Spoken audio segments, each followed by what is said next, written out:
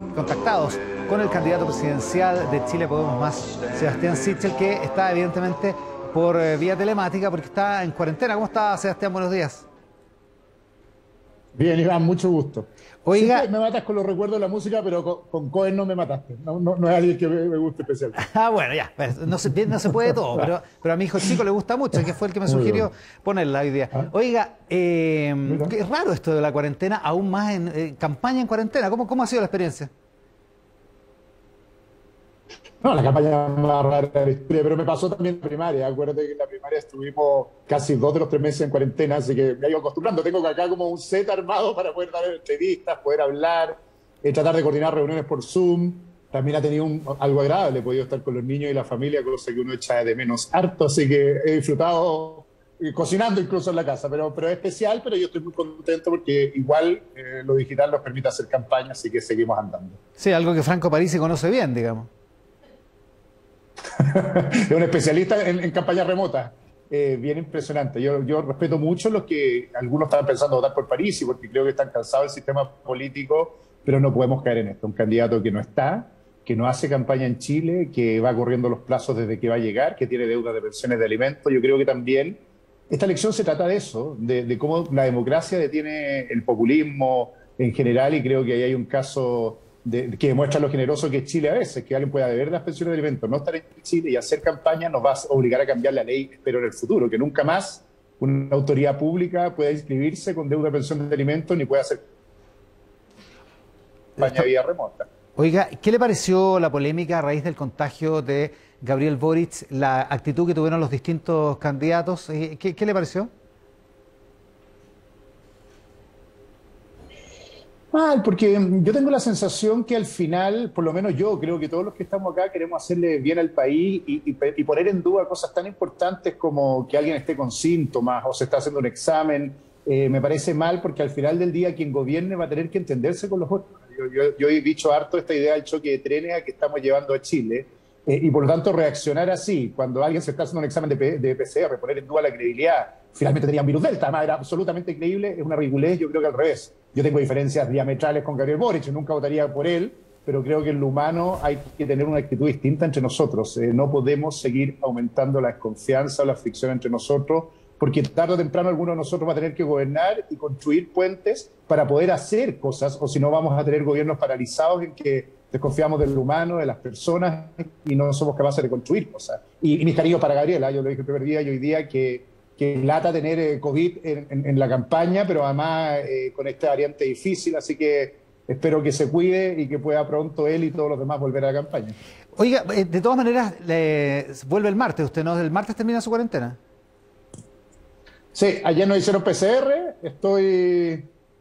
salí negativo y el martes se acaba la cuarentena preventiva. Esto es más que nunca una recta final, una campaña que fue corta, pero que además tiene estas últimas 2 semanas. Ya estamos en la moratoria de encuestas, ya no se puede dar a conocer encuestas por ley en el país, pero hasta donde se supo, todas las encuestas indicaban que la segunda vuelta sería entre Gabriel Boric y José Antonio Kast. Me gustaría saber cuál es su pronóstico y cuál es su conocimiento de las encuestas propias que manejan en su comando. Primero, qué bueno que sacaron las encuestas, ¿eh? Esto es como el predictor del terremoto que nunca la chunta y Bueno, que lo seguimos repitiendo todos los días. Yo tiendo a creer que aquí hay cuatro candidaturas, y eso es lo que nos dicen nuestros propios datos, que pueden pasar a segunda vuelta, y espero que pasemos nosotros por una razón bien obvia. Creo que representamos una centro-derecha moderna que puede construir puentes para darle gobernabilidad a Chile, que puede ser responsable respecto a lo que propone, y sobre todo que con Chile Podemos Más, y quiero pedirle a la gente que vote por los candidatos de Chile Podemos Más, puede construir mayorías que le den gobernabilidad a Chile. Respecto a las encuestas, te digo lo mismo que te dije en una entrevista antes de la primaria, que también fui a Mesa Central, y la pregunta era más o menos la misma. Usted no tiene muchas posibilidades de ganar, tengo todas las posibilidades de ganar, porque creo que las encuestas muestran más la polarización que la gran mayoría silenciosa de los chilenos que va a votar calladita y logra finalmente tomar una decisión responsable para Chile. Lo que estoy evitando en Chile es la polarización. Yo sí creo en un proyecto de centro-derecha, que empiece en la derecha, que crezcan nuevos sectores, pero que tenga la capacidad no solo de demostrar que la extrema izquierda en Chile es mala para el futuro, que lo es, sino que también cruzar puentes para poder darle estabilidad a Chile en el futuro. Así que muy contentos y entusiasmados. Los datos nos dicen que está la mesa abierta y que bueno, son los chilenos los que deciden y no las empresas de encuestas. Así que un gran llamado a la gente a votar con la cabeza, con el corazón, a pensar bien cómo podemos darle orden, controlar la violencia en Chile, pero también hacer cambios para aquellos que tienen una condición de desventaja en Chile y que van a requerir gobiernos que los entiendan, o si no vamos a tener una crisis más profunda en marzo, que recuperamos el orden, recuperamos los centros, detuvimos la violencia en la Araucanía, pero al final del día hay chilenos que no llegan a fin de mes o mujeres que tienen la cancha desigual y van a necesitar gobiernos que los comprendan y los pasen adelante. Yo sí creo representar una alternativa de orden, pero cambios sin violencia. Si no hacemos eso y no nos enfrentamos al futuro adaptando nuestro país, quizás vamos a tener una situación peor que la actual. Reservemos por un momento lo que mencionó respecto de la campaña parlamentaria y los candidatos de Chile Podemos Más. Axel Callis, nuestro experto político, sociólogo, el de Tú Influyes, da una nota, una entrevista con Paula Valenzuela que fue publicada hoy en T13.cl. Dice, Sichel tiene que reencantar a la gente de derecha que votó por el apruebo. No sé si lo alcanzó a leer esto, pero dice que en el debate de la Universidad de Chile, el del lunes pasado, hubo un punto de inflexión para Sichel, se le vio mucho más relajado, menos preocupado del resultado y un poco más conectado con lo que había sido el Sichel que le ganó a Lavín, y eso siempre trae buenos resultados. Ahora dice, yo dudo que esto le alcance para pillar a Kast. La distancia que tienen es demasiada y solo faltan 15 días de campaña. ¿Sichel no alcanza?, le pregunta a Paula Valenzuela. Milagros pueden ocurrir, o sea, puede pasar que a Kast lo pillen comiéndose un panda crudo, pero si todo sigue como ahora, es muy difícil que Sichel logre amenazar a Kast. ¿Qué piensa? Dijo de comiéndose un panda crudo, un poquito cruel es cruel la metáfora, pero la metáfora, ya. Oye, no, a mí me pasan dos cosas. Sí, probablemente hace 2 martes estoy bastante liberado. Creo que me había entreverado en las peleas con gente que no quería respetar los acuerdos de las primarias. Estábamos en una pelea chica todo el día. Y yo, en realidad, lo que creo que me hizo ganar las primarias fue esta capacidad de convocar a la gente de derecha, de centro derecha, independientes a un mismo proyecto político y hablarle al ciudadano común respecto a lo que queremos hacer para Chile. Y estoy en eso, y me he concentrado mucho más en eso. Axel también, antes de las primarias, había dicho que yo no tenía ni una posibilidad de alcanzar a Joaquín Lavín, así que ojalá sea cábala, porque obviamente vamos a ganar la primaria de igual manera, pero creo que tiene razón en un punto. Más que rescatar a la gente el apruebo o el rechazo, esa forma de dividir Chile en 2 bandos, es una torpeza, pero además una torpeza para la centro-derecha, porque eso nos obligaría a hacer el 22% del rechazo. Yo quiero reencantar a la gente de derecha, de centro-derecha, independiente, a la gente que no vota por nosotros, a la gente que no quiere votar. Quiero ser presidente de todos los chilenos, y eso significa hablarle de nuevo al living de la casa, entender que los chilenos están demandando gobiernos firmes, con vocación de controlar el orden público, pero también gobiernos que los entiendan y los ayuden en el mediano plazo. Y creo que tenemos un desafío electoral en estas 2 semanas, por lo menos mi campaña. Demostrar 2 cosas, que tenemos que tener proyectos responsables. Yo tengo una diferencia acá con Gabriel Boric y Jana Prote respecto a los indultos, respecto a la nacionalización de los fondos futuros de pensiones que terminen en cuentas fiscales. Yo quiero defender las cuentas de ahorros personales, pero lo he dicho yo y también lo dijo JP Morgan, otro. Eso no puede significar una respuesta desde la derecha, o más bien, yo diría más del mundo del autoritarismo que ha representado José Antonio Kast, a quien respeto mucho, de reducir la carga fiscal, o decir que va a echar 30.000 funcionarios públicos porque va a terminar generando más inestabilidad que la solución del futuro. Y mi desafío es demostrar que la centro-derecha puede tener un proyecto moderno, hacer lo más importante, que es recuperar el orden, pero también hacer los cambios que muchos chilenos demandan para vivir bien y llegar a fin de mes y ser parte del desarrollo. Si no hacemos las 2 cosas, el verdadero peligro que está viviendo nuestra democracia, si terminan esto en un choque de trenes entre Boric y Kast, es que no podamos gobernar. Y yo le tengo un terror no solo a no poder gobernar, a que nos pase algo más crítico que en el gobierno actual, es que la centro-derecha sea una minoría, termine paralizada en la incapacidad de construir con nadie acuerdo y no pueda construir puentes y terminemos con un peor país que el que tenemos hoy día. Yo tengo claridad que nuestro proyecto tiene la virtud de tener gente en la UDI sentado hasta ex-demócrata cristiano en la misma mesa conversando sobre el futuro, pero además de hablarle a alguien de Puente Alto, de Maipú, de Cochamó y también a la gente de la élite respecto a cómo salir de esta crisis y no simplemente gatillar más crisis o enfatizar la crisis como forma de definir la elección. Ahora, usted lo mencionaba y vamos a tener que contar los votos en 2 semanas más, justo el 21 de noviembre en la noche, pero podría pasar que José Antonio Kast pasa a segunda vuelta y que además la votación del Partido Republicano o del pacto donde está el Partido Republicano sea lo suficientemente importante como para dividir la votación de la derecha y que efectivamente haya una representación menor en el Congreso a partir del 11 de marzo para su sector. Me gustaría saber cuán responsable se siente usted de ese resultado posible. Todo lo contrario, a mí me pasó, Iván, yo era un independiente que pude no haber ido a las primarias. Peleé para que me invitaran. ¿Te acuerdas que fue una teleserie permanente para ir a las primarias porque yo quería ser parte de este proyecto de centro-derecha, pero un proyecto diverso, colectivo, sin caudillismo, en que estaba Joaquín Lavín, Mario Desbordes, Ignacio Briones y yo, y que representaba una diversidad que le diera gobernabilidad a Chile. Hicimos un esfuerzo bien colectivo en esto, y agradezco mucho a los partidos y a los candidatos que hemos sostenido este esfuerzo colectivo. Creo que al revés, que el caudillismo, el personalismo, las ideas de los partidos únicos le hacen muy mal a la democracia, y lo que tenemos, y por eso el llamado a la gente de centro derecha a votar por este proyecto, lo que tenemos al otro lado es más bien un proyecto de un partido o unipersonal que puede generalmente seguir fraccionando una votación que le va a hacer daño a la gobernabilidad del país hacia adelante. Por eso el llamado de la cabeza y del corazón, que decía, pensemos bien, ¿hacia dónde se cruzan puentes? Si al final al país le va muy mal cuando polarizamos la situación hasta tal punto que solo generamos desencuentro y no construimos grandes mayorías. Yo creo que la centro derecha tiene la capacidad de construir esas grandes mayorías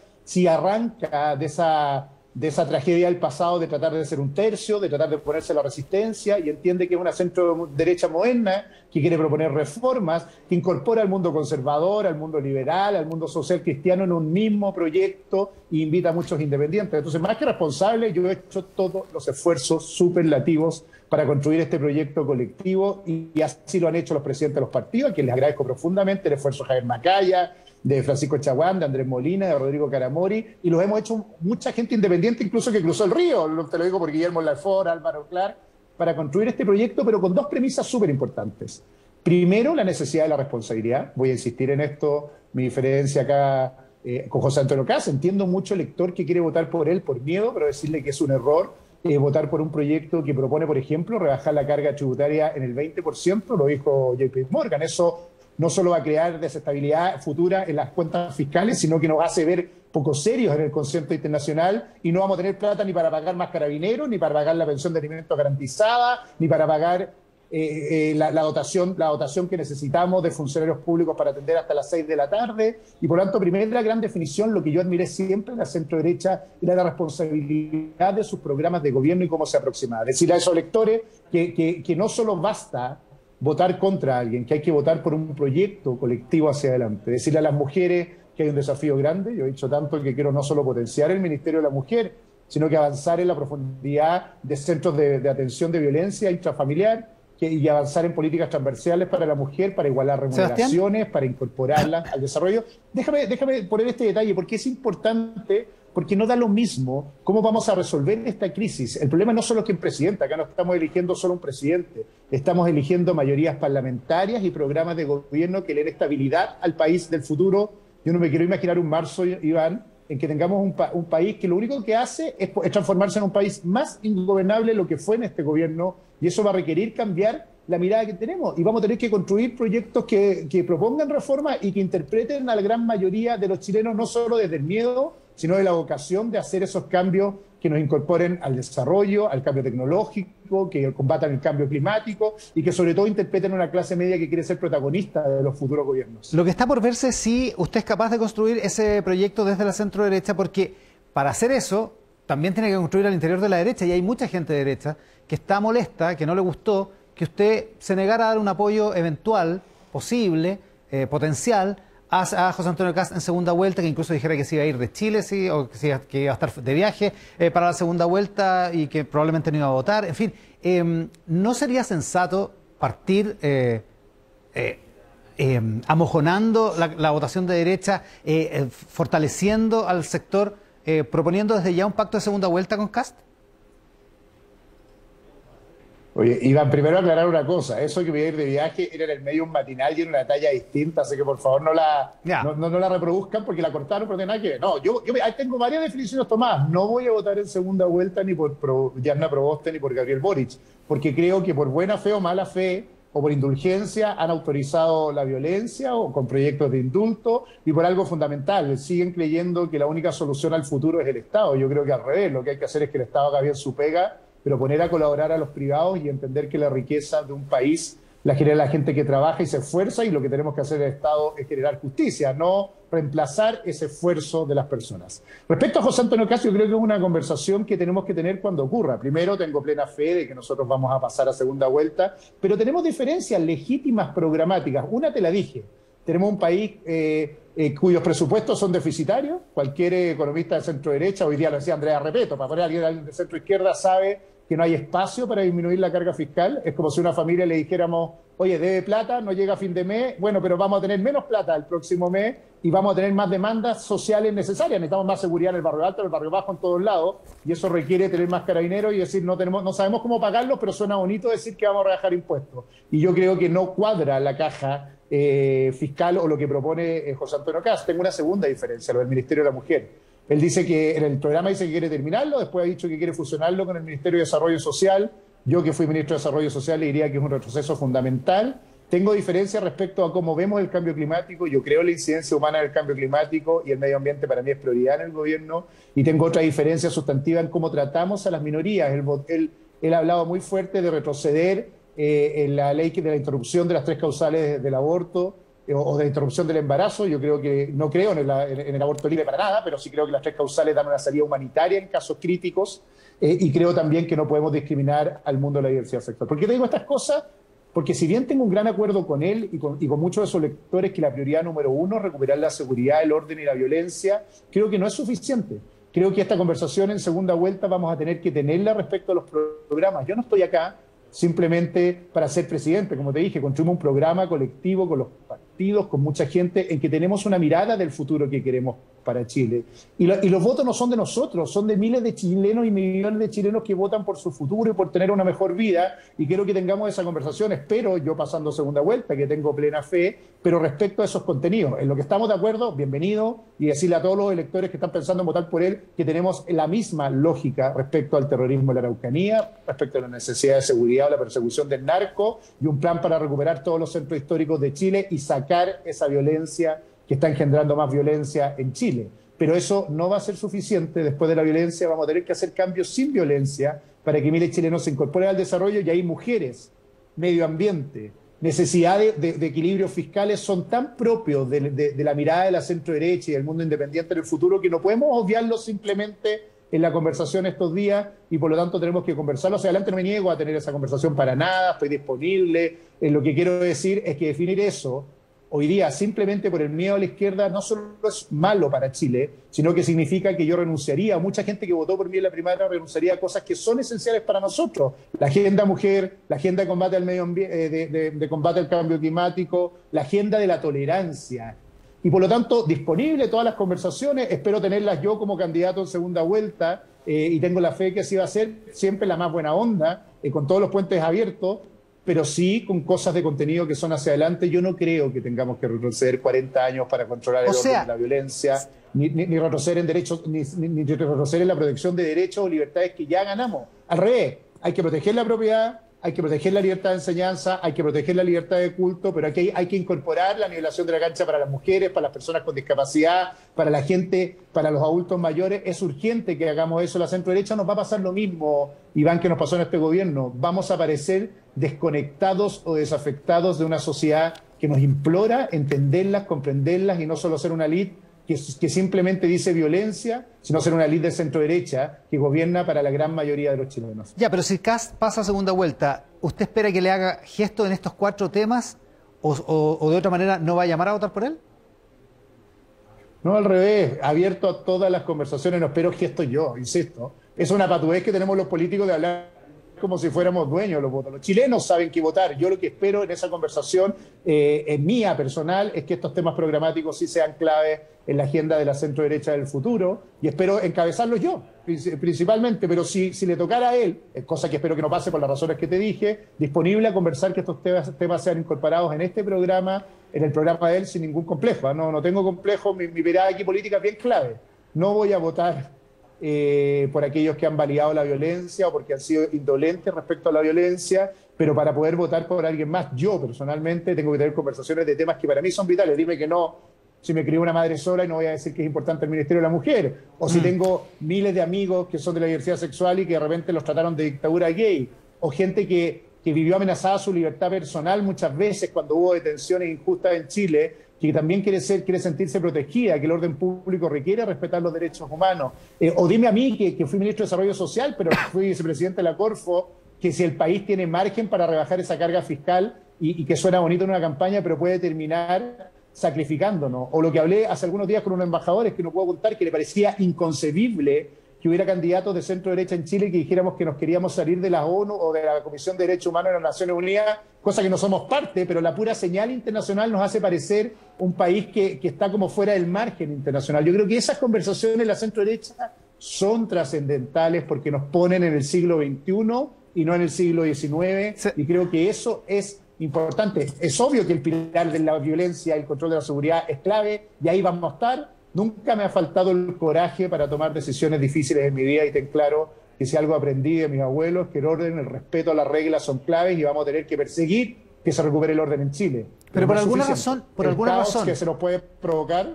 Pero por alguna razón, aparentemente los votantes ven en José Antonio Kast un candidato con más atributos en ese ámbito, en el ámbito del orden, en el ámbito del fin a la violencia o de la mano dura, si usted quiere, que usted, digamos.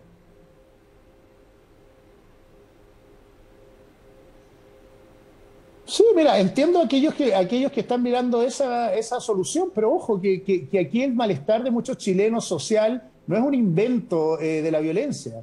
Y por lo tanto, si tú no te haces cargo del otro problema, de la otra dimensión, de gente que siente que aunque se esfuerce, trabaje todos los días, no llega a fin de mes, o del problema de las mujeres que sienten que aunque hagan todo el esfuerzo de su vida, siempre les van a pagar menos, o siempre van a ser discriminadas, o siempre pueden ser víctimas de violencia, no tenemos el lado humano que requiere la mirada de la centro derecha. Yo quiero en esto que ser bien pegado. Entonces, está bien, entiendo a aquellos electores, pero decirles que no es suficiente. Una vez que recuperemos Plaza Italia, una vez que ojalá terminemos con el terrorismo en la Araucanía, va a haber emprendedores en la Araucanía que necesitan salir adelante y un Estado que los apoye. Una vez que el centro histórico sea recuperado, vamos a tener que tener inversión pública para que esos centros se transformen en lugares de encuentro en Chile. Y por lo tanto, por eso te digo que una carga fiscal no equilibrada o que esta mirada de terminar con el Ministerio de la Mujer no es suficiente, y decirle a esos electores que entiendo. Yo entiendo su miedo y su inseguridad porque me ha tocado vivir incluso en barrios en que hay balaceras en las noches, y por lo tanto lo que espero profundamente es que lo piensen bien, no solo con el corazón o el miedo, sino también con la cabeza, de cómo en marzo vamos a resolver la crisis más importante,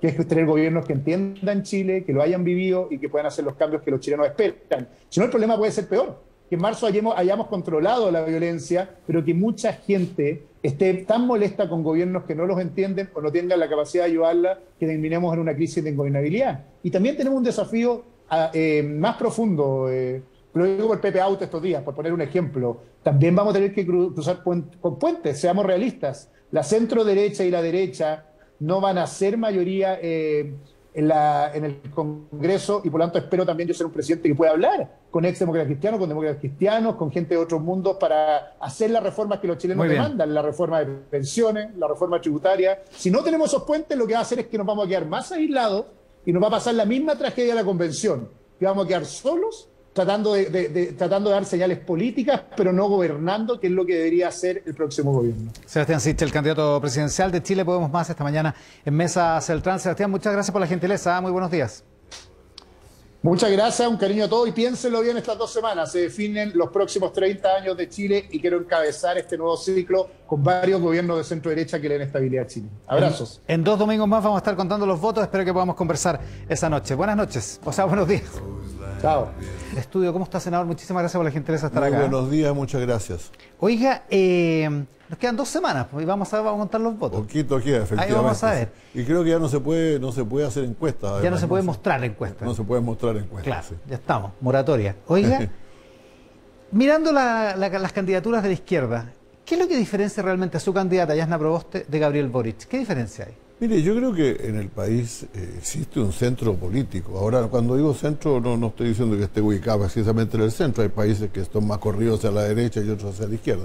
Pero un centro político, un sector que busca consensos amplios, acuerdos, posibilidades de avanzar sin conflicto, a veces yo diría escalonadamente, pero la idea es que hay un sector de la sociedad que quiere cambiar y no quiere conflicto.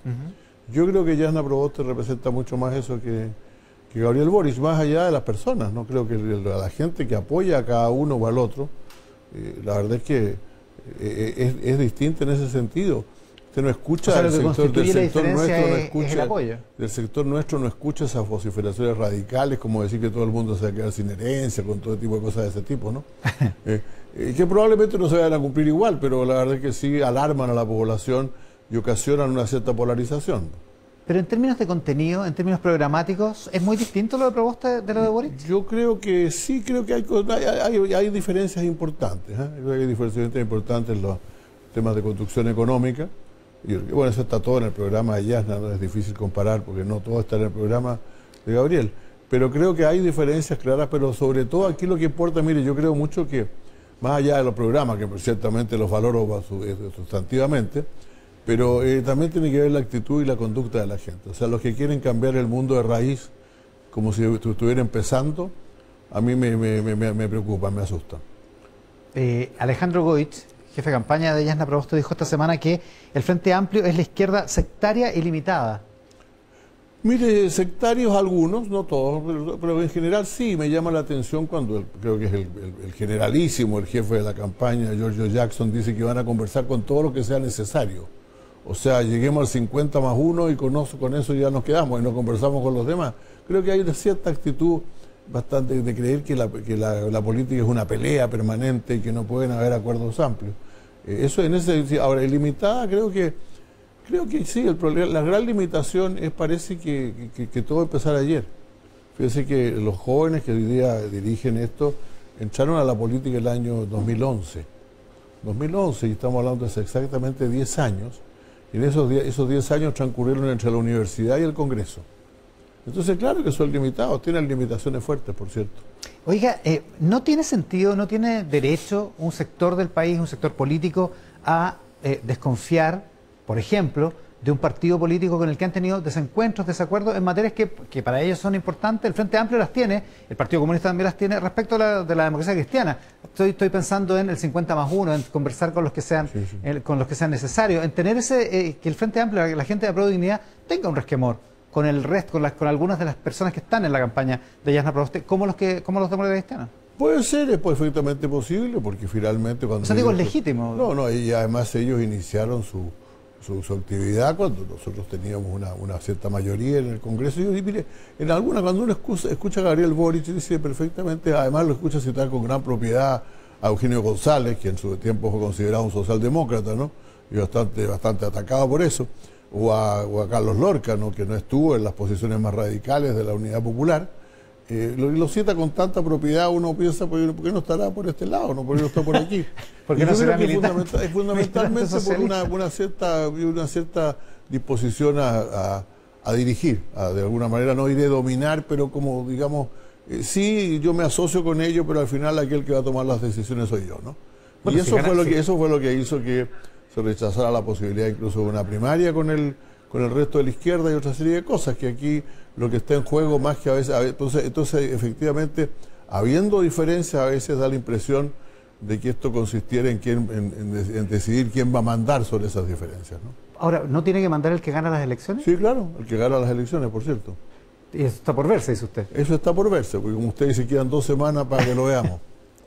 Oiga, en todo caso, su tesis sobre el centro político es refrendada o compartida por mucha gente. Cito a Ernesto Tone, que aparece hoy en una entrevista no está firmada, en una entrevista en el Mercurio.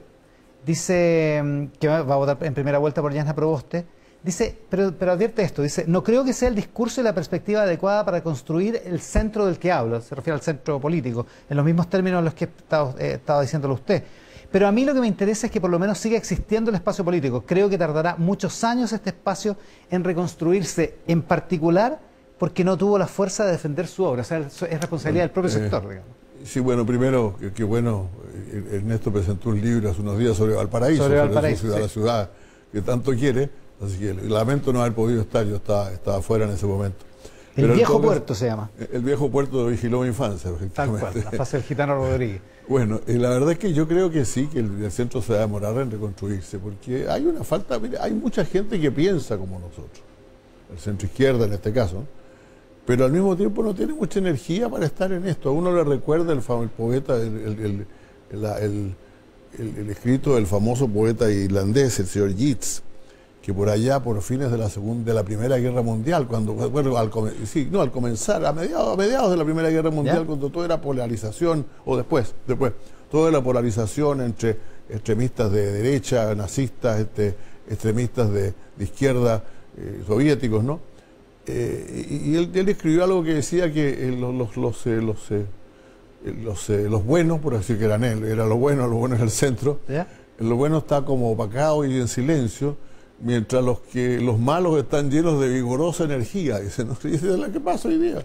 Esa es la realidad. Usted mira a la gente que una de las campañas, y no quiero decir nada con esto, pero con el entusiasmo con que apoyan a un señor que hasta ayer tenía un 5 o 6% de los votos en Chile, y ahora aparecen las encuestas casi punteando, que es el señor Kast, y que realmente, si usted mira su programa, tiene ideas de extrema derecha, por cierto. ¿Ya? Y por otro lado, el entusiasmo que despertó ni tan originalmente, lo que menos hoy día, la candidatura de Boris cuando pasó la primaria, y se da cuenta que esos mundos están llenos de esta energía, mientras que en el centro, claro, se leen buenos artículos, los análisis son buenos, son entretenidos, pero a mucha gente le falta de repente el punch que hubo alguna vez para ganar el plebiscito del año 1988. ¿Pero qué es lo que falta? ¿Falta gente en la campaña o falta realmente que se hubieran defendido las ideas que tenía el centro? La moderación que tenía el centro. Yo creo que falta, yo digo que estamos desmovilizados. Ahora si la pregunta ya es ¿por qué nos desmovilizamos? Claro, porque en un momento dejamos de construir una opción progresista, pues. Si los primeros 20 años de la Concertación fueron años de gran fervor, porque había un progresismo que realmente construía cosas nuevas, a lo mejor todas limitadas, tal vez, etcétera, pero nuevas en ese momento.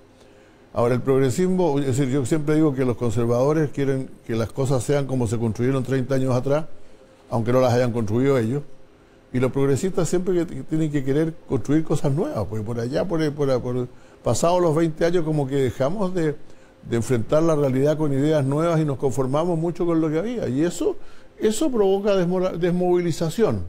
Estar desmovilizado en el medio de una campaña presidencial es complicado. Bueno, yo creo que nos hemos movilizado bastante con la campaña de Yasna Proboste, no en ese creo, sentido. francamente, pero en el sentido general de lo que está pasando en este periodo, generacionalmente incluso, que yo creo que realmente el fervor por hacer cosas nuevas como que se perdió en algún momento y eso nos cobró la cuenta. Y como que les dio vergüenza lo que habían hecho, ¿no? No, a mí no. Oiga, yo supongo que usted no, porque francamente... No, además que yo siempre he dicho, y tal vez sea yo el último concertacionista, ¿no?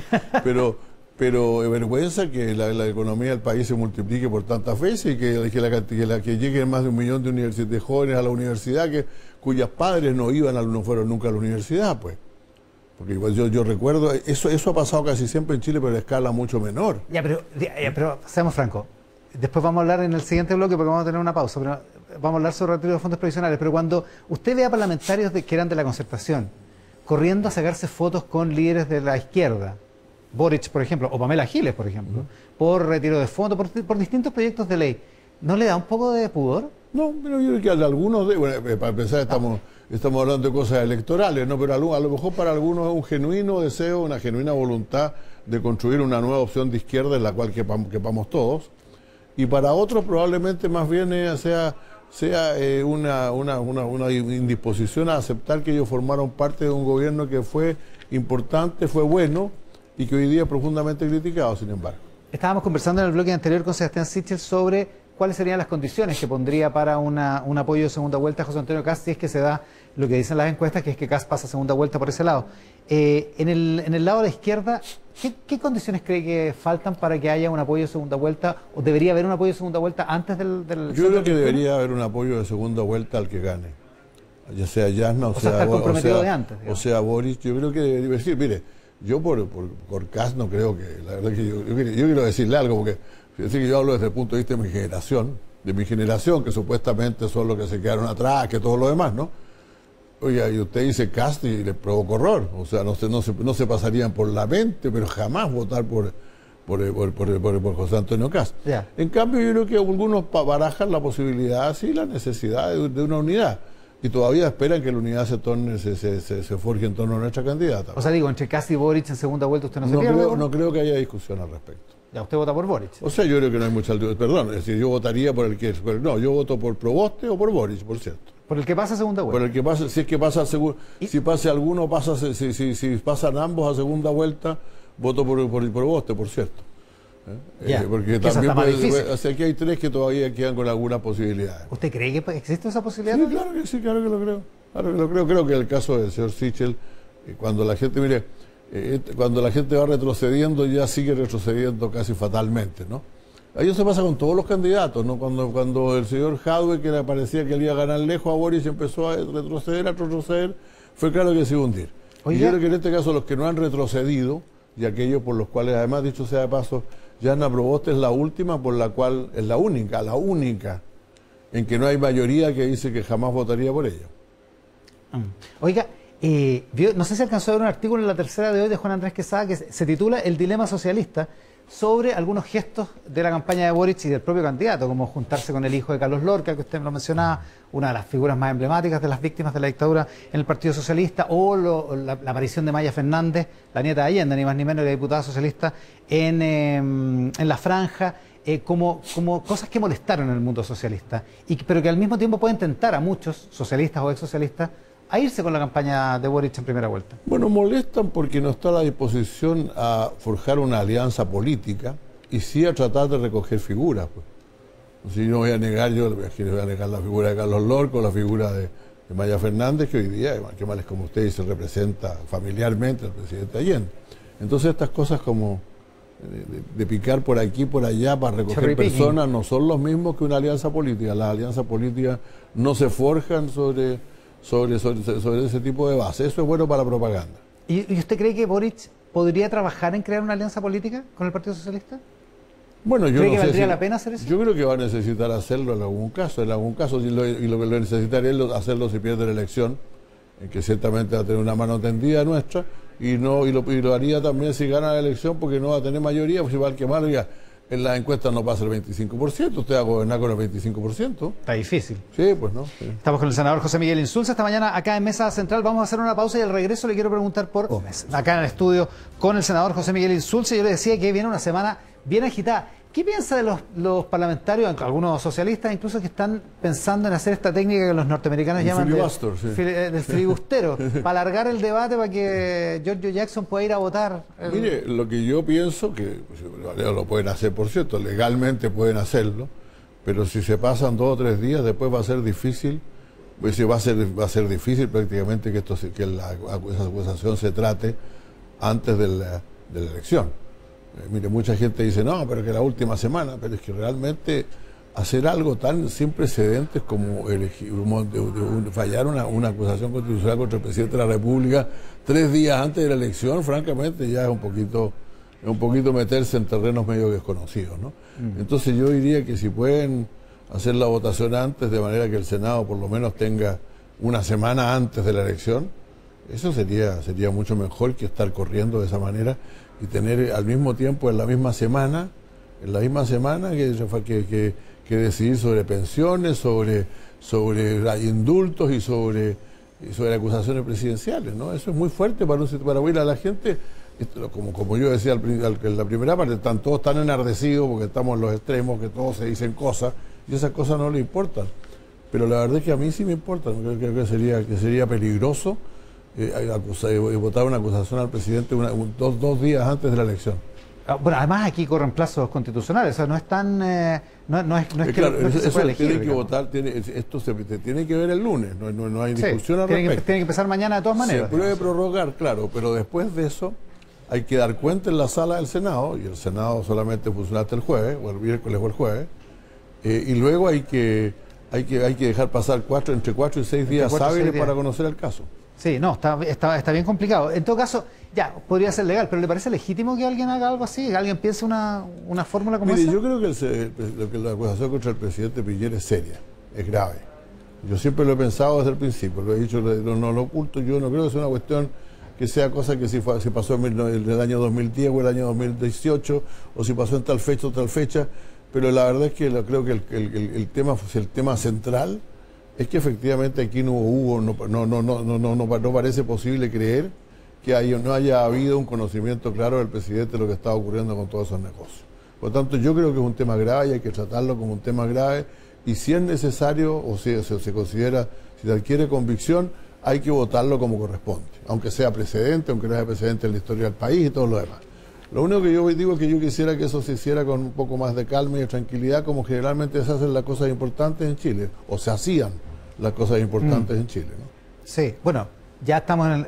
Tal vez habría que haber un cambio, tendría que haber un cambio legal para impedir que haya acusaciones constitucionales en un periodo electoral o están cercanos a una elección. Bueno, no lo sé, fíjese, eso lo decidirán los que están escribiendo la Constitución y supongo que sacarán esto, pero yo la verdad es que quiero reiterar, ¿no? A mí me parece la acusación es seria, es fuerte. Yo no sé cómo esté fundamentada, por lo tanto no voy a juzgar, no voy a decir que sí o que no ahora. Nada más no puede. Pero es importante, fíjese que en realidad la única cosa para la cual uno no se puede inhibir de acuerdo con los reglamentos del Senado es votar una acusación constitucional. Es curioso. Esto es una cosa ética, desde el punto de vista ético uno no debe dar opinión previa, pero no hay ninguna norma que dice que si dio opinión no pueda darla después, no está, por lo menos en la Constitución, en las reglas que funcionan en el Congreso. Oiga, hablemos de la otra votación importante de esta semana, importante por las connotaciones político-electorales que tiene, que es el cuarto retiro de fondos previsionales.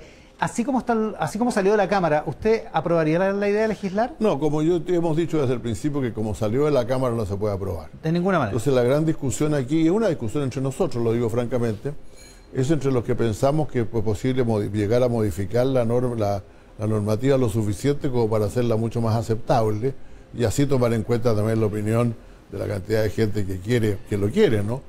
Y no estoy hablando aquí de una minoría, cuando hay más de un 80% de la gente dice que debería haber el retiro de pensiones, e incluso por ahí en una encuesta hay un 70% que le preguntan si fuera la última plata que le queda, ¿usted haría el retiro? Sí, yo haría el retiro. Eso, lo cual sí da cuenta de un sistema previsional bastante fracturado.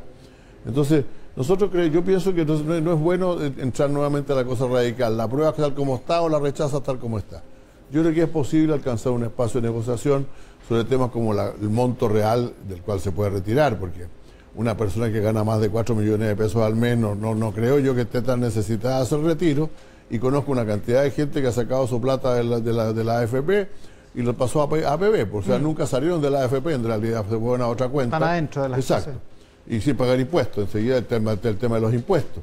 Después está el tema de la cantidad de las rentas vitalicias, que es un tema muy complejo, que yo entiendo que tenemos que darle una solución algo distinta a la que se ha dado para no meternos en algunos líos legales bastante complejos y sobre todo no romper un principio. Es que el Estado no se puede meter en negociaciones entre privados, pues en acuerdos y contratos entre privados. Ya, o sea, ¿usted estaría por rechazar eso? No digo que rechazar, estaría por buscarle una solución distinta. Ya. Hay posibilidades de préstamos, de bonos, de otro tipo de cosas de ese tipo. Y por último está el tema también, por cierto, de la posibilidad de que se haga el retiro en 2 cuotas, ¿no? Todas esas cosas las estamos examinando, pero dentro de un contexto más importante, que es decir, aprobemos ya la reforma, o sea, despachemos ya la reforma que está en el Congreso, en la Comisión de Hacienda, durmiendo hace varios meses, sobre reforma profunda del sistema previsional. Porque esto ya es parte de un sistema previsional que no funciona. Yo veía las encuestas hoy día, este es CADEM, pero CADEM, yo esa cosa creo es cuando como usted decía hace un rato atrás mientras conversábamos, si las encuestas se repiten todas las semanas igual, no cabe duda que algo dice. Hay una tendencia, bueno, y si varias encuestas dicen lo mismo. El Congreso está en una posición bastante difícil en términos de las encuestas, mejor que otras instituciones, ¿no? Pero lo interesante también es que las instituciones no públicas más desprestigiadas del país son las ISAPRES y las AFP, pues. Entonces uno dice, pero entonces algo pasará y hay que cambiar ese sistema. Entonces nosotros decimos, empecemos a cambiarlo ya. O sea, corolario de estas reformas que yo he esbozado, porque no estamos trabajándolas todavía, es el tema del sistema previsional, o sea, mismo que está en quiebra. Retomar el proyecto largo, no la ley corta. No, pasar la ley corta ya como un testimonio de que realmente queremos ir a una reforma más larga. Ya, porque no puede ser que estemos, mire, no puede ser que todo esto que ha pasado, todos los retiros, del primero al cuarto, y los que vienen, porque ahí están algunos que ya tienen listo el quinto, el sexto y el séptimo, sí, son producto del vacío que se ha creado al no ser capaces de reformar el sistema de pensiones en los últimos 3 años. ¿Y la tesis del candado, esto es reformar la Constitución? El candado no sé si reformando la Constitución, eso todavía estamos discutiendo, pero lo menos algún candado solemne, que diga claramente que no van a haber más retiros hasta que no se reforme el sistema de pensiones. Lo que pasa es que ya, disculpe, pero... Por eso que por eso que digo solemne, no basta la palabra. No, basta sí, la ya, palabra, o sea, con algo más que la palabra, digamos. Todos han dicho tantas veces que no van a aprobar ninguno más. Exacto. Claro. Ya, o sea, con ese agregado, digamos. Con este agregado, eso debería ser sí, parte de este acuerdo. Ese agregado es parte del acuerdo, absolutamente. Lo exigen algunos senadores. Ahora, ¿le falta un voto porque tienen a Osandón y a Sabat en la derecha? No está tan seguro, el segundo no lo sé. Escuchaba a Manuel José Osandón decir que lo va a aprobar, pero no estoy seguro de eso. Y claro, y tenemos a Carolina Goich que ha dicho que no lo va a aprobar. Por lo tanto, andamos y necesitamos 26, o sea, no son solamente los votos. Exacto. ¿Y Montes con estos acuerdos? No, esa parte tendrá que decirla él, sí. Porque dijo que no. Yo tengo la esperanza de que podamos llegar con el acuerdo que nos permite. Yo creo que toda esta gente de muy buena voluntad y que está muy golpeada, ha sido muy golpeada como lo he sido yo también, claramente, por los informes económicos. O sea, mire, esta mañana, antes de salir para acá, veía que un artículo, no sé si hace algunos días atrás o de ahora, de Impulso, que dice que la inflación está superando los aumentos de remuneraciones. Pues está yendo, digamos, al final la gente va a caer con todo este caos económico, va a entrar en una situación bastante más negativa. Lo que está pasando con las cuentas más conservadoras de las AFP incluso es tremendo. O sea, sí, pues, imagínense, una persona jubilarse con 25% del dinero, con un 25% menos de lo que creyó haber reunido, son cosas muy fuertes. Entonces, ellos entienden que el problema es que toda la gente quiere el retiro y toda la dice que quiere el retiro, etcétera, pero al mismo tiempo entienden la situación dramática en que se encuentra la economía del país en este momento, y por lo tanto yo respeto mucho sus puntos de vista. Yo creo que lo mejor que podemos hacer, bueno, a lo mejor por esto que le decía que soy el último concertacionista, es ponernos de acuerdo, buscar algún consenso, buscar un buen resultado intermedio, pero razonable. A ver si lo encuentra el senador José Miguel Pero Insulza. también entiendo las dudas que tienen, ¿no? Senador, muchísimas gracias por la gentileza. Muchas gracias a usted. El senador José Miguel Insulza hoy en Mesa Mañana, acá en Mesa Central, Cristian Bofil, Gonzalo Miller, Pía Mundaca y Alfredo Joañán. ¿Cómo están? Buenos días, muchas gracias por estar con nosotros. Alfredo, para ti, ¿qué fue lo más importante esta semana para que empecemos esta conversación?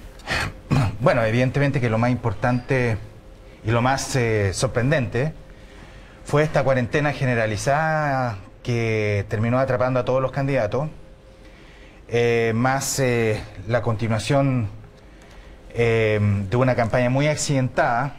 Yo creo que lo relevante es que con esta cuarentena obligada de 5 de los candidatos se rompió o se quebró el ritmo de la campaña. Y yo creo que la pregunta política que va a haber que hacerse es ¿a quién le beneficia este quiebre del ritmo?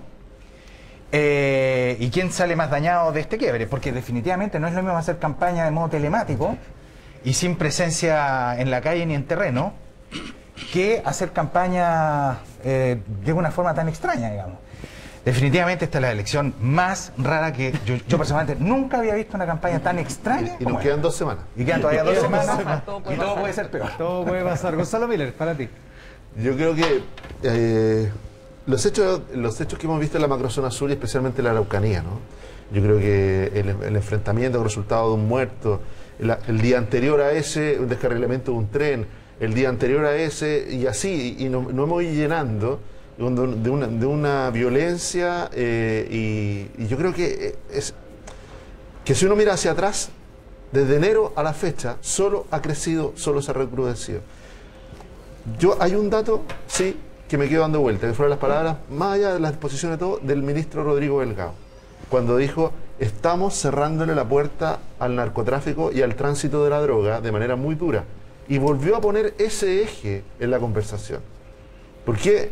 Porque uno entiende que el estado de emergencia lo que ha provocado en una parte, ¿no es cierto?, de esta organización criminal vinculada al narcotráfico, ha generado la dificultad de su negocio, en el fondo, ¿ah? Y que eso estaría ocasionando explosiones de violencia como no la habíamos visto antes, como lo que explica el ataque no solo, ¿no es cierto?, hacia el carabinero o hacia la infantería marina, sino que también hacia ferrocarriles, ¿no es cierto?, esto de descarrilar un tren, que es algo que no habíamos visto hace muchos años en el tipo de atentados terroristas. Y por el otro lado, la participación ciudadana, porque en este minuto hay una consulta abierta que se está haciendo en la propia Araucanía, a todos los ciudadanos que están ahí en el padrón electoral de la Araucanía para saber si están de acuerdo o no con que se prolonguen las medidas, en este caso, del estado de emergencia. Yo creo que eso da una pista de que la violencia necesita orden público, necesita el combate de las policías, pero también va a necesitar mucho de diálogo y participación ciudadana. Y aquí se le está dando una oportunidad, una herramienta, limitada, no vinculante, pero una herramienta para expresarse contra esa violencia. Vamos, de hecho, a conversar en el siguiente bloque de Mesa Central con Luciano Rivas, con el gobernador de la Araucanía. Pía Mundaca, para ti, lo más importante de la semana. Yo voy a acotarme a algo muy importante que me parece que está sucediendo hoy día, que son las elecciones presidenciales, bueno, también de parlamentarias en Nicaragua. La Comisión Interamericana de Derechos Humanos, la Corte Interamericana han sido muy claras en señalar que no existen ni derechos ni libertades para llevar a cabo este proceso electoral. Hay que mencionar también que hay 7 precandidatos detenidos que cuando señalaron que querían enfrentar esta elección fueron víctimas de detenciones arbitrarias. Lo que está pasando es muy preocupante. Lo más probable es que Ortega va a poder extender su mandato, y creo que además en esto hay que ser claro en que la democracia no es obvia, es frágil, hay que cuidarla, y cuando está en riesgo hay que ser muy tajante en evidenciarlo, y eso lamentablemente es lo que está pasando hoy día en este país. Sería el 4º periodo consecutivo de Daniel Ortega en Nicaragua. Cristian Bofill, para ti lo más importante. Para mí lo más importante fueron 2 cosas, aunque creo que la próxima semana va a ser más fuerte todavía, digamos. Pero fueron primero, a partir de hoy día no se pueden divulgar encuestas, y yo creo que la serie de encuestas que salieron la semana pasada, con todas las restricciones que uno pueda tener a las encuestas, muestran básicamente que la mayor probabilidad altísima es que sean José Antonio Kast y Gabriel Boric los que ganen la primera vuelta. Yo creo que todos los vaticinios de segunda vuelta son muy prematuros. Creo que la segunda vuelta es otra elección, se realman las cosas, pero me da la impresión, y aquí voy a lo segundo que considero más importante, de que lo que está creciendo mucho es el eje que mencionaba Gonzalo de orden versus violencia, que es el orden que yo creo que José Antonio Kast ha ido creciendo básicamente por 2 motivos. Uno, el primero fue un desfonde completo de Sichel, en gran parte por errores no forzados, pero creo que a partir del 18 de octubre ha tenido otro impulso Kast en el tema de orden versus violencia. Y creo que eso es un tema que va a seguir. La próxima semana viene esta votación en el Congreso, y lo que ha pasado en el Congreso, y esto no es nada extraño, digamos, que muchos proyectos han sido calculados para ser votados justamente antes de las elecciones. Yo mencionaría 3. El primero, la acusación constitucional contra el presidente, que curiosamente estamos a puertas de la votación y no es tema para nadie, aquí nadie lo mencionó, es una cosa bien curiosa. Después el 4º retiro, y lo otro, la prolongación del estado de emergencia de la Araucanía, que tiene que ser votado antes del jueves. Claro. Y yo creo que eso es una agenda que el gobierno puso, también calculando que va a poner el tema violencia arriba, y va a tener que obligar a pronunciarse a sectores que han sido más bien ambiguos con la violencia.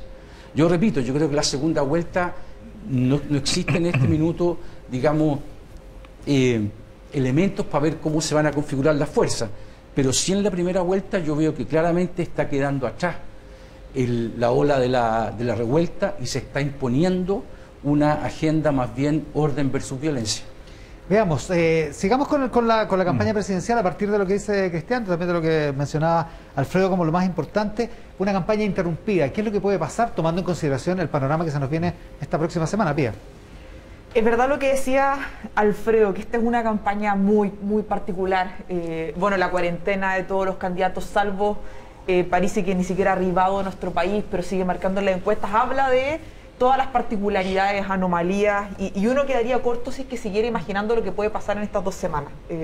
Yo creo que en eso, obviamente, en el despliegue territorial tiene un impacto enorme el que los candidatos estén realizando cuarentena, es algo lamentable. Uno espera que estén todos bien, obviamente, de salud, pero el fenómeno Parisi muestra al menos que las redes sociales, las plataformas digitales hoy día son estrategias de campaña que han resultado ser bastante efectivas, lamentablemente para beneficios de dicho candidato. Ojalá esto también permita calmar un poco las aguas y empezar a mostrar un poquito más de discusión programática y división de sociedad. Quizás el encierro y lo digital puede contribuir a que la línea vaya por ese camino, porque yo creo que llevamos un buen tiempo viendo bastantes golpes, pero poco de lo que se propone. O más bien, para ser justa, creo que la proporción, a mí al menos no me acomoda, la distribución del golpe hacia el otro lado o la búsqueda de las características individuales versus la discusión programática para tiempos que van a ser muy complejos y eso muchos lo han señalado. Por lo mismo, ojalá que en estas 2 semanas nos dejemos de enterar de el familiar, del tatarabuelo, del tío político, de no sé de dónde, de cualquier candidato, y podamos ver qué es lo que los diferencia para el futuro de nuestro país. ¿Qué efectos tiene todo esto, Gonzalo? Bueno, yo creo que son dispares, ¿no? Son desiguales, porque aquí las inercias operan de manera distinta. Candidatos que estaban estancados se frenan la campaña, candidatos que venían en ascenso y por lo tanto venían con una agenda más positiva, obviamente que operan esa inercia, ¿ah? Aquellos que esperaban acortar distancia en estas 2 semanas, bueno, lo ven más difícil porque hay menor actividad, menor interconexión entre los propios candidatos. Se hace más difícil la campaña. Pero yo creo que era un punto lo que decía Pía, porque dice, quedan 2 semanas y esta es una campaña donde de propuestas, o sea, yo haría el desafío, ¿quién es capaz de nombrar 3 propuestas concretas que haya presentado un candidato y que sean los temas de la campaña? Hay muy poco. En cambio, lo que sí hay son demandas que son más estructurales, que tienen que ver, por ejemplo, en esta lógica de orden y violencia o reformas, ¿no es cierto?, en ámbitos distintos. Y yo creo que, y escuché a Cristian Valdivieso de Criteria en uno de sus sondeos y en una explicación dice que los 2 candidatos que aparecen como en primer lugar, Kast y Boric, en ámbitos distintos, son percibidos como reformistas por las personas, pero un reformista además de efecto inmediato, y que eso habría provocado una explicación alternativa a la polarización, ¿no? Decir, mira, izquierda-derecha, que funciona en una parte de nuestro electorado, pero hay otra parte que lo que está visualizando en ellos son reformas en temas distintos. La agenda de Kast es claramente una agenda de orden, seguridad, crecimiento económico, empleo, bastante clásica, pero que tiene tracción en un mundo, y eso es lo que lo está llevando al lugar. Ya pasamos hay 2 encuestas, si no me equivoco, tanto Feedback como la encuesta de la Universidad del Desarrollo y otra, que ya dan no solamente una elección competitiva en primera vuelta, sino que hablan de una cerradísima e incierta segunda vuelta, ¿no? Ya el escenario donde podría llegar a ganar Kast ya no es un escenario tan descabellado, un escenario fuera de posibilidad. Y eso lleva a la conclusión, porque del cambio, ¿qué cambió de mayo a este noviembre-diciembre? ¿Ah? Porque la izquierda venía de ganar ampliamente, si uno mira la convención, tiene más de 2/3 de los votos, y resulta que hoy día está enfrentando una situación cuesta arriba, tanto en la primera vuelta como en la segunda vuelta. Alfredo Ñaña. Sí, mira, justamente sobre eso me quería pronunciar. Efectivamente, dentro de todas las rarezas de esta campaña, un factor que está operando es la aceleración de lo que yo llamo el término del hechizo del estallido social. Yo creo que hay un hechizo que está terminando. No es primera vez en muchas partes del mundo que esto ocurre. Lo hablamos antes de ingresar al estudio. Cuando terminó la era de la lucha por los derechos civiles en Estados Unidos y toda la era de lucha en contra de la guerra de Vietnam, terminamos con Nixon gobernando, la derecha norteamericana. Y con Pompidou en Francia. Exactamente, y Pompidou en Francia. ¿Y qué ocurrió? ¿Y por qué Francia es importante en esto? Porque nosotros en Chile tuvimos nuestro propio mayo del 68, eso fue el estallido del 2019. ¿Qué ocurrió después de mayo del 68? Ganó la derecha.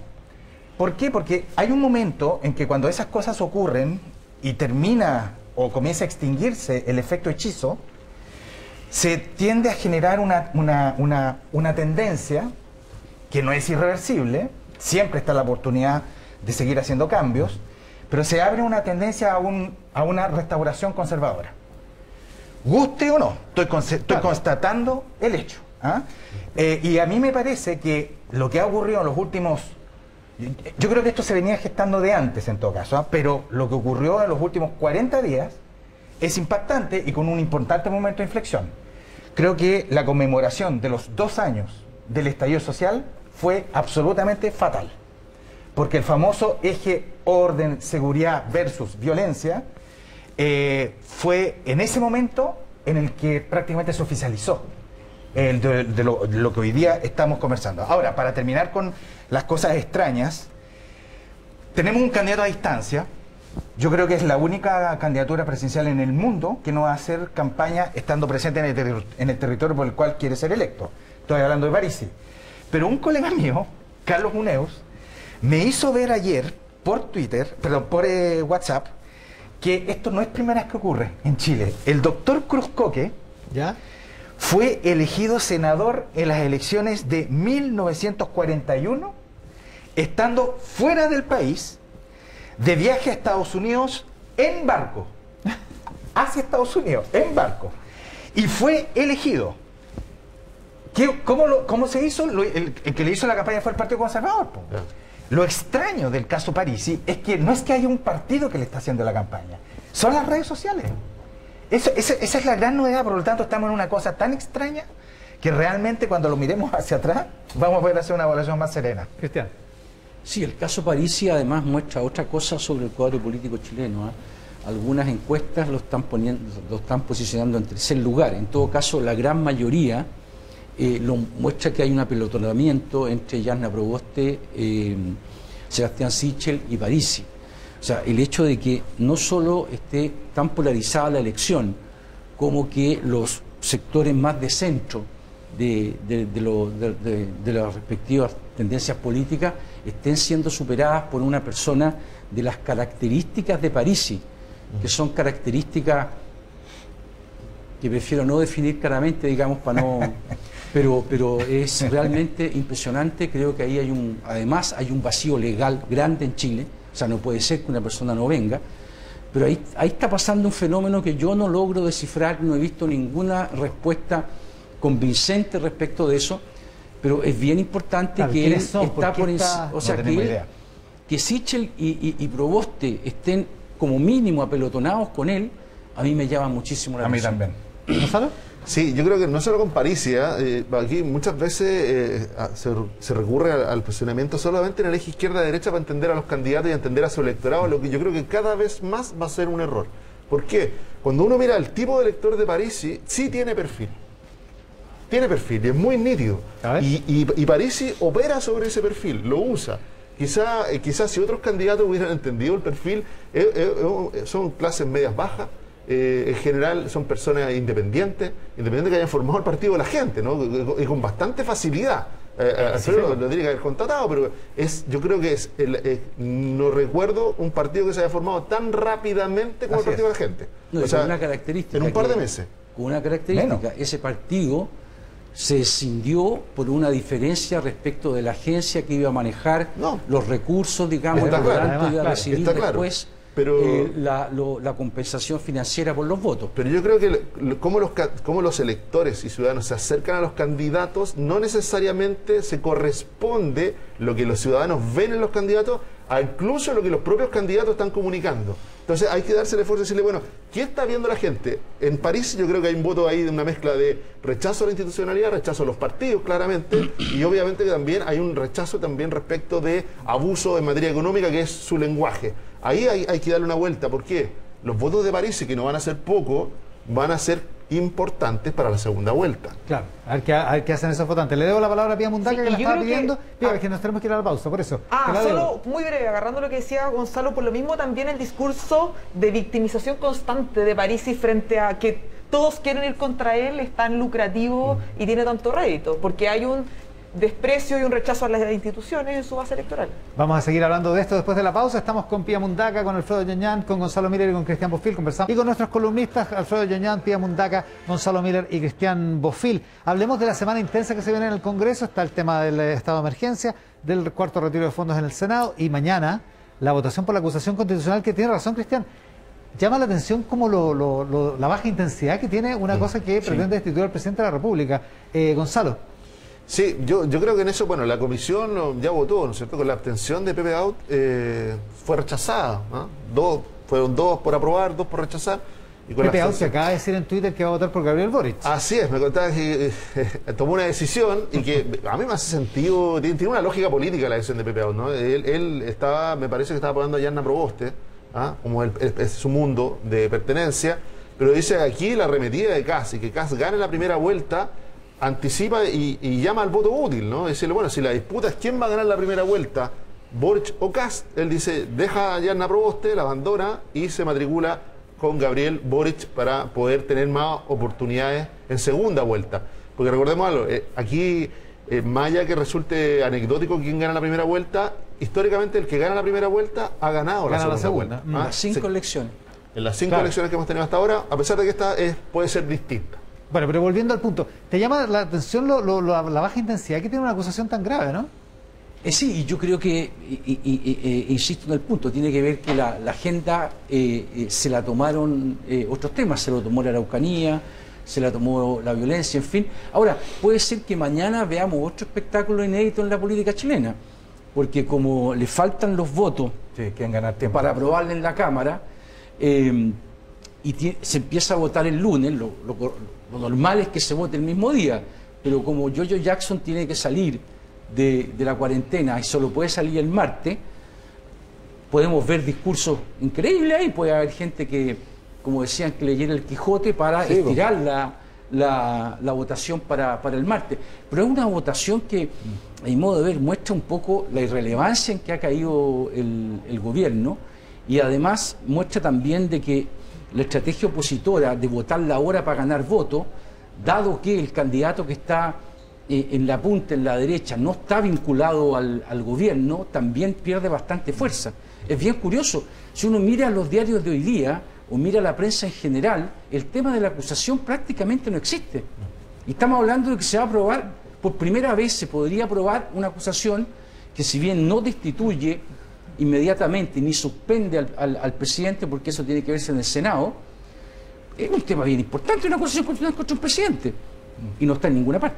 Oye, en todo Ahora, caso... el voto de Jackson aparentemente es dirimente tomando los Sí, cálculos. está en el voto Exactamente. 78. Claro, porque esto es bien importante, porque el diputado Jaime Naranjo anunció lectura indefinida, vaya a saber uno de qué, Quijote, Y hemos El visto Capital de mucha Marx, no expresión sé, digamos. creativa en el Parlamento. Claro, Sí, ojalá para ojalá ganar que elija tiempo, algo porque- bueno. Claro, pero esto puede ser un tremendo bochorno. Eso se llama filibustering. ¿Ah? Sí. Es una práctica de Sí. filibusteros que es para ganar tiempo. Es de las peores prácticas de la democracia parlamentaria del siglo XIX y de la primera mitad del siglo XX. Es una muy mala práctica. Y si los parlamentarios creen que esto va a ser hermoso, no lo va a hacer. Esto va a ser un bochorno. Sí. Puede ser Un peor. bochorno. Puede ser peor. Anécdota, hay una película de Frank Capra sobre Así eso. es. El señor Smith va a Washington. Exactamente, exactamente. Claro. No, y yo Jimmy creo que- Stewart no está que se cae. Claro, es dormido. Yo creo que además de prosperar esa estrategia, solo concita mayor apoyo, la legitimidad de los actores políticos, Totalmente. la frustración, el malestar, la sensación de que las cosas tienen que ser totalmente distintas, y nos vuelve a poner una y otra vez en un constante escenario donde el mundo político funciona con unos códigos que parecieran no tener ningún asidero con lo que las personas hoy día están esperando, demandando, y de ahí nos encontramos con candidatos que terminan sorpresivamente triunfando porque, bueno, están capitalizando ese descontento, ese malestar y esos vacíos dentro de quienes deberían representar con códigos democráticos lo que las personas necesitan. Claro. Pero yo creo que una de las claves de esto es que incluida la acusación constitucional con todo lo grave que es parte de una agenda que es electoral. Los mismos que promueven ya no están tan convencidos que eso esté redituando nada, por lo tanto le han bajado no solo la intensidad, sino que incluso ya no se ve como algo complejo, no hay una gran presión por aprobarla.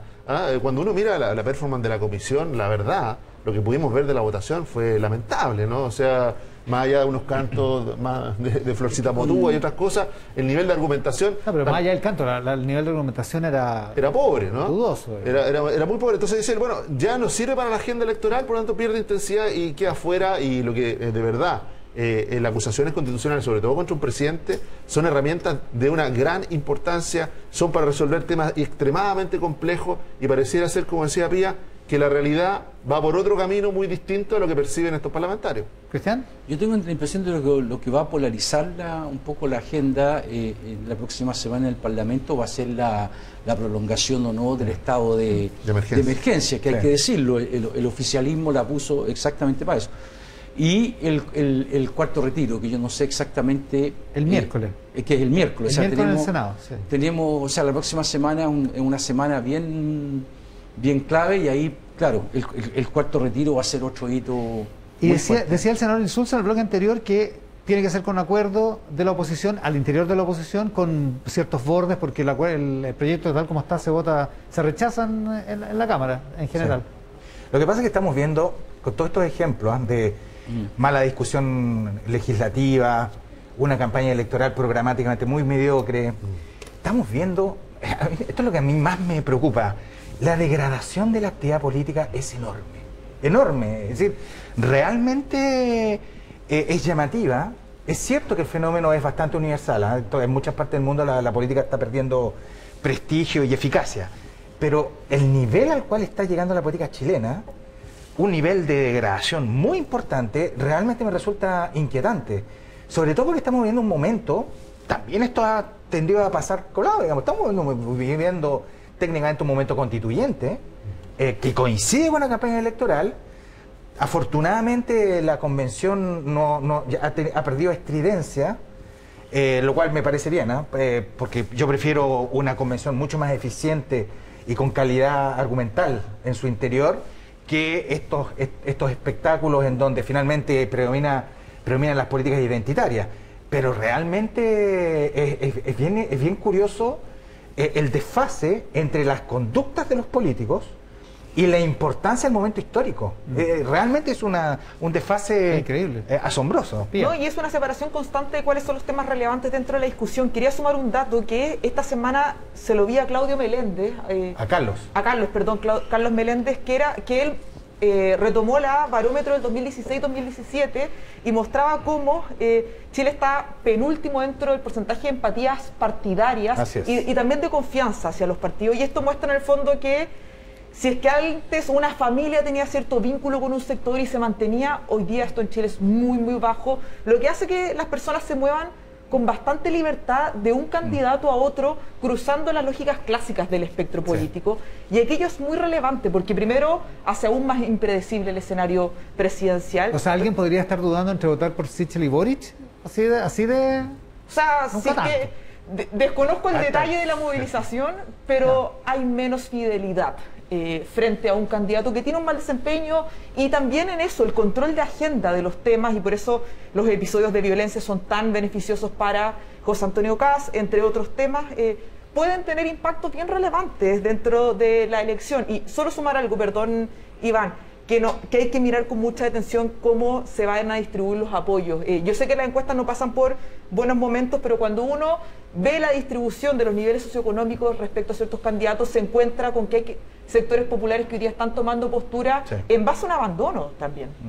Ahora, todo esto de lo cual estamos hablando, y que tiene que ver con la mala calidad de la política, la pregunta es cómo va a impactar eso en la participación electoral de la primera vuelta. De eso no tenemos idea, porque ¿cuál es el verdadero problema de fondo acá? ¿Por qué todo esto es tan impredecible? Porque no estamos pudiendo descifrar, ni menos pronosticar la participación electoral. Porque si no es lo mismo una participación electoral del 45% que del 60%, te va a dar resultados distintos. Pues te puede dar resultados realmente muy diferentes. Y en ese punto, cuando uno mira la franja, ¿no? Cuando uno mira la franja electoral, hay un consenso transversal respecto, por ejemplo, narcotráfico, control de los barrios y delincuencia. Totalmente. Y esa agenda no existe en el Congreso. Entonces, cuando uno dice, bueno, ¿dónde está la conexión entre cuando quieren, porque son los mismos parlamentarios que tienen una franja, que lo que quieren están usándolo para movilizar a la gente a votar por ellos, pero esa agenda no está presente en el Congreso, no está materializada en leyes, no está materializada en normas, y esa desconexión es la que produce la desmovilización que menciona Alfredo, ¿no es cierto? Que hoy día lo que vemos ver es la polarización mueve a aquellos que están más politizados. Esos son los que están más fácilmente tendientes a votar. Pero ¿qué pasa con esa gran mayoría de las personas que mira la elección, mira los temas que están en la agenda y no se ve en ellos? Y ahí empezamos a encontrar fenómenos como explicación el elector de Parisi, el elector que le cree a un candidato que ofrece orden y seguridad, ¿no es cierto? Cuando miramos el Kast en los sectores medios y bajos, en materias de orden público, es primera mayoría. Es primera mayoría. Entonces uno dice, bueno, ¿eso qué explica? ¿Es porque lo votan porque es de derecha? No, porque está conectando con una demanda que es muy fuerte respecto del restablecimiento del orden público. Cristian.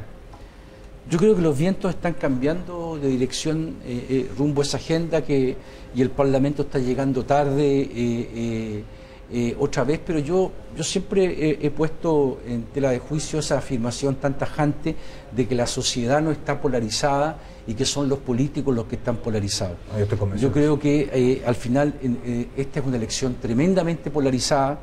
Las elecciones polarizadas tienen algunas características. Una de las primeras es que la gente vota sobre todo por miedo y por rabia, más que por esperanza. Cuando la gente vota por esperanza, digamos, no son elecciones polarizadas.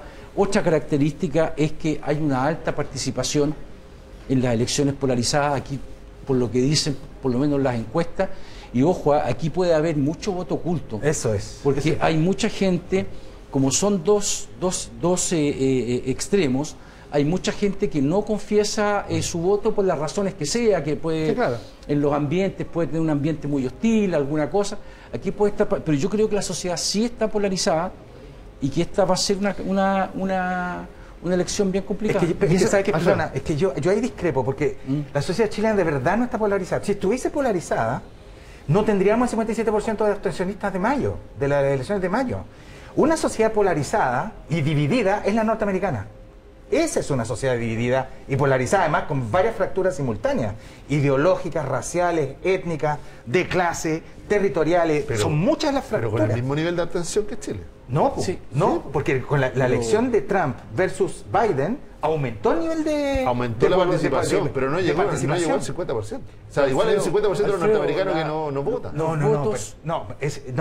La crisis del abstencionismo norteamericano se quebró con Obama. Sí, ahí recuperó. Ha tendido a aumentar. ¿Por qué? Porque los clivajes ya son de otra naturaleza y están llevando a interesar a las personas a votar. Sigue habiendo mucho abstencionismo en Estados Unidos, por supuesto. Pero eso es precisamente lo que no está ocurriendo en Chile. Yo creo que un punto alternativo, porque estamos mirando polarización como que la polarización se produce solo en el eje izquierda-derecha. Y resulta que la sociedad chilena está polarizada en otras dimensiones. Eso le explica el nivel de violencia en múltiples dimensiones en la sociedad. Cuando tú ves una sociedad que explota tan fácilmente en tantas dimensiones, habla de un concepto de polarización distinto, ¿no? De decirle respuesta inmediata, poca fe, descreimiento de la respuesta institucional. Eso también habla de cierto nivel de polarización o distancia respecto de la política. Cristian.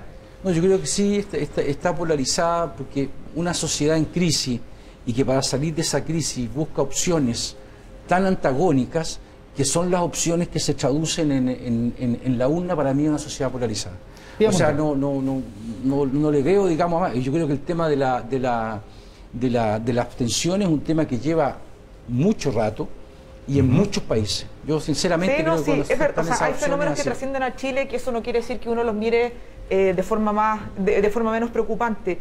Lo que yo comparto con Alfredo es que al menos los datos que hoy día tenemos hablan de una élite que está polarizada. Sí. Así que el día de mañana tenemos otros datos y hay que decir, bueno, el país se polarizó, pero por ejemplo, estoy pensando en la predilección de las personas a el logro de acuerdo. En un país polarizado, yo no estaría dispuesta en el fondo, ceder mi postura en pos de los acuerdos. Y todos los datos que tenemos de los últimos meses muestran con bastante contundencia que hay un deseo de que hayan acuerdos, de que se logren, de que yo pueda transar mi propia visión, y aquello para mí no es polarizante. Insisto, si el día de mañana tengo que decir, bueno, los datos hoy día muestran otra cosa, perfecto, pero de hecho, no los tenemos hoy. De hecho, cuando uno usa, por ejemplo, cuando uno usa escalas tipo Likert, esto es un poco técnico, pero cuando uno usa escalas de autoposicionamiento del 0 al 10, para aquellas personas que sí se identifican en el eje derecha-izquierda, ¿ustedes saben cuál es el promedio? 5,6. Eso no estamos al centro, no está, muy tirado y levemente corrido a la derecha. Vamos a ver cómo se expresa esto en 2 semanas más. En 2 semanas más contamos los votos y conversamos probablemente en la noche de ese día con Alfredo Ñoñán, con Pía Mundaca, con Gonzalo Miller y con Cristian Bofil que han estado en esta edición de Mesa Central. Les agradezco mucho su pedazo de domingo regalado para nosotros.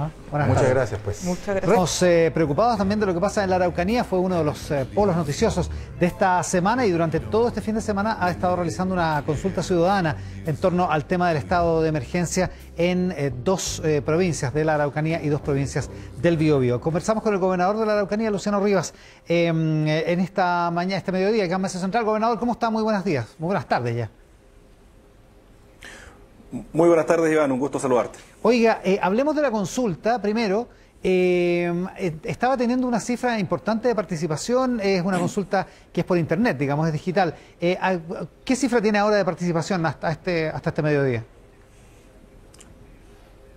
Bueno, estamos muy satisfechos, muy conformes. Tenemos hasta el minuto 133.600 personas, casi 133.700 personas que han participado de esta consulta durante estos 3 días.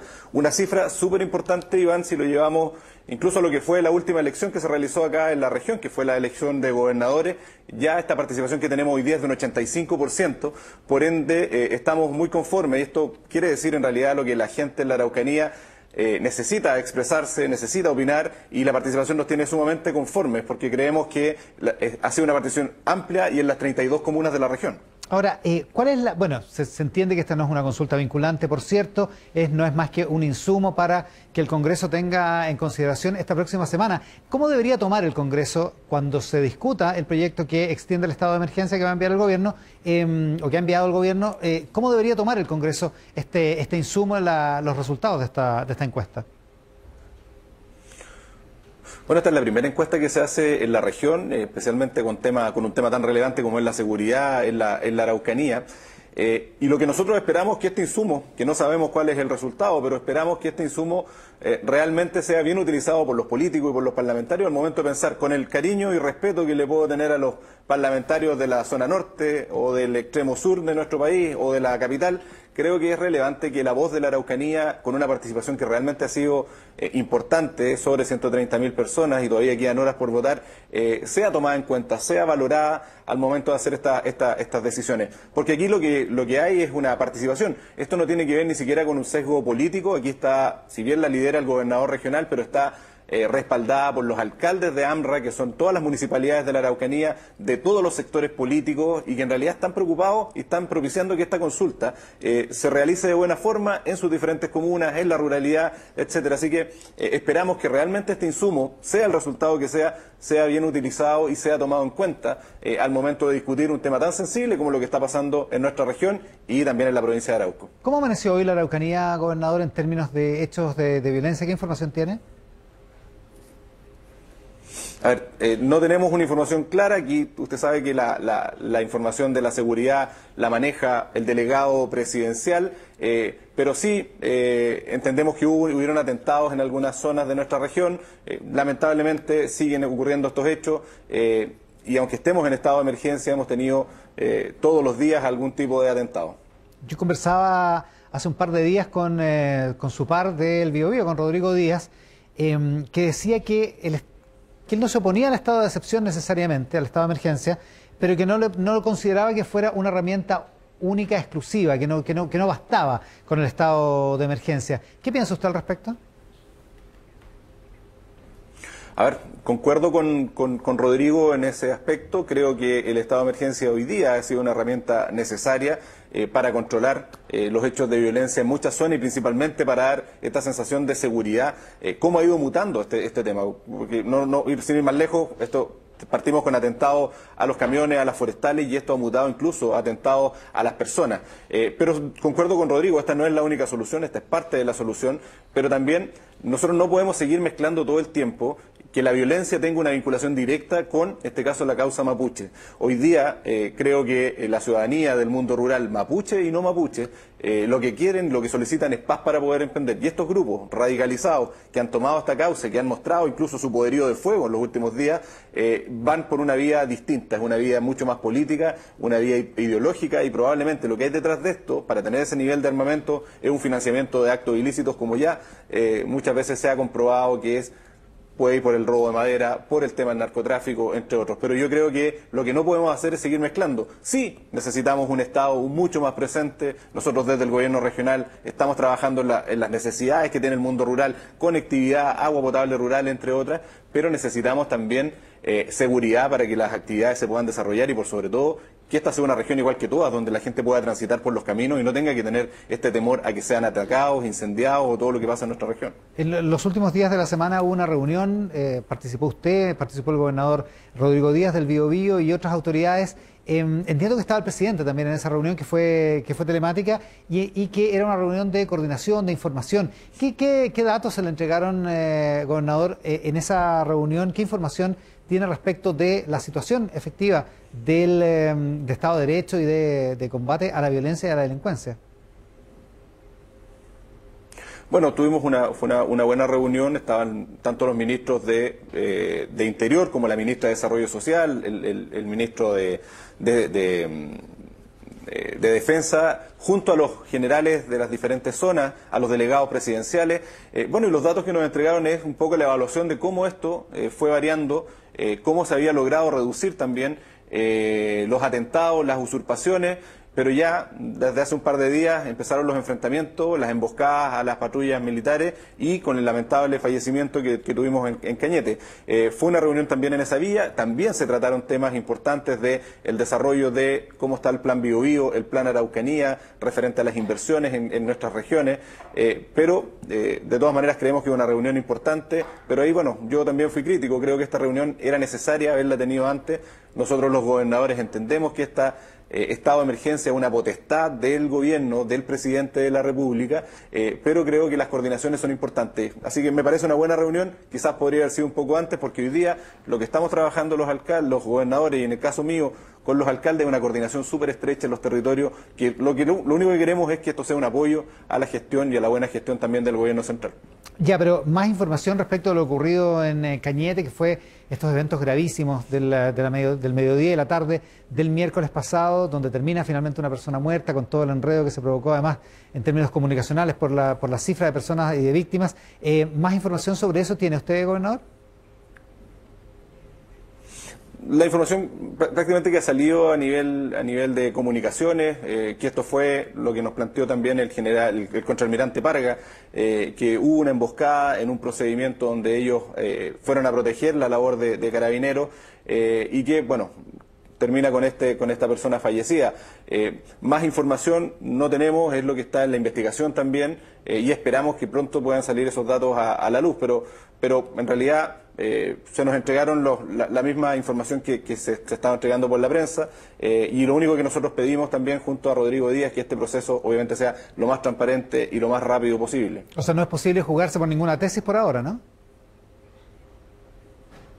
No, es parte de la investigación. Estamos con Luciano Rivas, el gobernador de la Araucanía. Le leí algunas declaraciones, gobernador, en torno al futuro, en torno a cómo va a tener que ser el futuro en la Araucanía, porque el estado de emergencia no puede durar para siempre, la presencia de los militares no puede durar para siempre, pero al mismo tiempo está súper demostrado que hay zonas, por ejemplo la de Cañete, donde la presencia de carabineros no es suficiente para como la presencia estatal, digamos, en términos de el orden público. ¿Cómo ve usted el futuro en esos términos? ¿Qué se imagina en términos de estructura, de presencia estatal y de control de la violencia y del orden público? A ver, Iván, yo soy un convencido que donde el Estado deja vacíos y deja espacios es donde estos grupos se los han ido tomando, principalmente en la provincia de Malleco, en Arauco y en algunas zonas de la costa de nuestra región. O sea, yo me imagino un Estado mucho más presente, mucho más eficiente en los diferentes sectores. Aquí a nosotros nos toca ver los temas que son relevantes. En estos 3 meses nos ha tocado aprobar más de 11.000 millones de pesos en sistemas de agua potable rural. O sea, 13.000 familias de la Araucanía que dependen todavía de camiones aljibe. Nosotros lo que esperaríamos es obviamente poder llegar a estos sectores, poder complementar con el Estado y con el gobierno regional los requerimientos que se tengan. No olvidemos que incluso se está atentando contra colegios. Lo que pasó en Lautaro hace 2 noches atrás fue un atentado contra un colegio, pero es ahí donde creemos también que el Estado tiene que llegar mucho más rápido, que esta diferencia que hay entre el mundo urbano y el mundo rural en la Araucanía es lo que también nos ha traído estos problemas. Y referente a los temas de seguridad, lo que uno esperaría que cuando tenemos grupos paramilitares como los que están operando en nuestra región puedan ser desarticulados, puedan ser desarmados principalmente y poder evitar lo que nos ha tocado ver en los últimos tiempos. No olvidemos las imágenes de hace un par de semanas atrás en Carahue, donde llega este grupo y en 10 minutos queman todas las casas con niños presentes, y lo que pasa y cómo ha ido mutando, y eso es lo que yo creo que es importante que la gente entienda. Partió esto como atentados a galpones, tractores, maquinaria. Hoy día se está atentando directamente contra las personas, como lo que pasó con el campesino Allende, que al final fallece producto de las quemaduras cuando lo trataron de quemar vivo en su hogar. Entonces, eso, yo esperaría obviamente un control de la violencia y por sobre todo una región que pueda volver a confiar que se puede crecer, que se puede desarrollar, y esa es la labor que también estamos desarrollando desde el gobierno regional. El gobernador de la Araucanía, Luciano Rivas, este mediodía en Mesa Central. Gobernador, muchísimas gracias por la gentileza. Muchas gracias, Iván. Y bueno, invitar a toda la gente que sigan participando en esta consulta ciudadana. Es muy importante su participación en www.consultaaraucanía.cl. Muchas gracias, que esté muy bien. Chao.